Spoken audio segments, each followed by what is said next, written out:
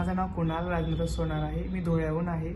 मी माझी hair transplant 24 September 2022 Columbia clinic येथून केली आहे. तुम्हाला असं झालं की मला हेअर ट्रान्सप्लांट करायचे, तर तुम्ही याआधी अजून कोणत्या क्लिनिकमध्ये गेले होते का? नाही, मी सर्च केलं. मला कोलंबिया क्लिनिकचे रिव्ह्यूज चांगले वाटले. त्याच्यानंतर मी त्यांच्याशी कॉन्टॅक्ट केला. त्यांनी माझ्या पॅरेंट्सला पण सांगितलं की घाबरायचं काही कारण नसतं वगैरे. जेव्हा तुम्ही सर्जरी केली, सर्जरी आधी तुम्हाला कसं वाटायचं? जेव्हा तुम्हाला बॉल्डनेस होता, टक्कल पण होता, आणि मग तुम्ही इथून सर्जरी केली, तुम्हाला रिझल्ट आला, तर रिझल्ट आल्यानंतर तुम्हाला मग काय तुमच्यामध्ये कॉन्फिडन्स लेवल कसा होता? सर्जरीच्या अगोदर म्हणजे जेव्हा मला बोल्डनेस होता ना, तेव्हा एकदम असं वाटायचं आता चेहरा छान, पर्सनॅलिटी छान, पण केस नाही तर मग सगळा सेल्फ कॉन्फिडन्स नाहीसा असतो.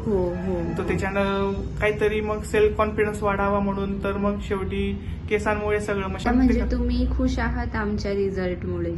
हो, खूप. कारण ते ट्रान्सप्लांट नंतर जो सेल्फ कॉन्फिडन्स वाढलाय, कारण स्वतःला आरशात बघायची इच्छा व्हायची नाही अगोदर, आता बघितलं तर छान वाटतं. अच्छा, तुम्ही म्हणजे कोलंबिया एस्थेटिक्स हेअर क्लिनिक तुमच्या फ्रेंड्स, फॅमिलीमध्ये कोणाला म्हणजे सजेस्ट करणार, रिकमेंड करणार?